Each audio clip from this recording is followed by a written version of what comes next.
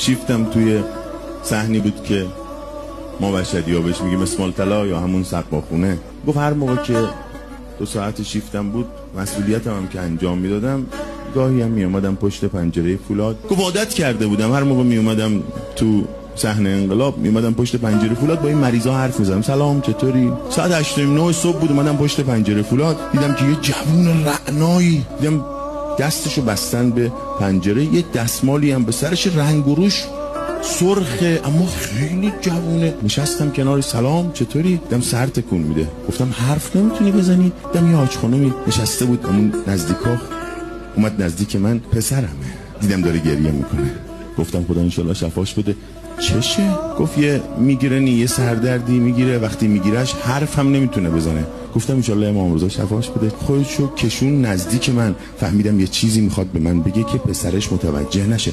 گفتم جانم مادر چیزی نیاز دارید؟ گفت ما خیلی فقیریم، ما هممون فقیریم، دورت بگردم.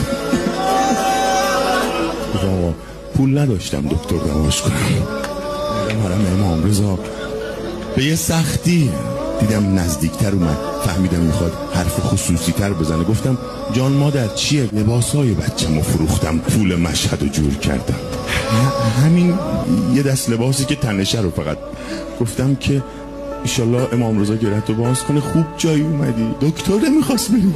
شب بود دوباره اومدم تو صحن و دور میزدم و دوباره اومدم نزدیک پنجره فولاد دیدم جوونه نشسته، رفتم کنار سلام چطوری؟ گفت سلام آقا متشکرم. گفتم که خوبی؟ الحمدلله. گفت آره الحمدلله. گفتم که یعنی سردردت الان نیستش بعضی وقتا؟ گفت نه تقریبا دائمیه. گفتم الان؟ گفت الان خوب شدم. خوب. گفتم خوب شدی؟ گفت آره. گفتم خب چرا چیزی نمیگی؟ گفت آقا اگه میشه ساکت آرام صحبت کنید.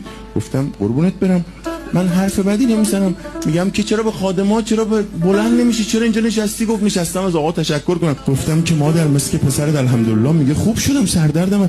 گفتش که آره الحمدلله آقا. گفتم خب مادر یه چیزی بگید، چرا سر صدای یه حرفی؟ گفت عصر بود اینجا سرمو به دیوار حرم گذاشته بودم و خوابیده بودم، دیدم علی ابن موسی رضا از داخل ذریح بیرون اومدن، نزدیک من اومدن، سلام کردم آقا سلام کردن. گفتن که چته؟ گفتم آقا سرم سردرد امانمو بریده، یه دست به سر من کشیدن، گفتن ایشالله خوب میشی دیگه دکترم نمیخواد بری. گفتم خدا رو شکر مادر سردردم خوب شد. آقا فرمود آروم صحبت. آقا مادرم خیلی نگرانه. گفت پسر میدونم منم نگران مادرتم. گفتم خب بهش بگم. گفت باشه آروم بگو. گفتم آقا چرا بلند نگم؟ گفت مگه ندیدی مادرت گفت فقط همین یه دست لباسو داری؟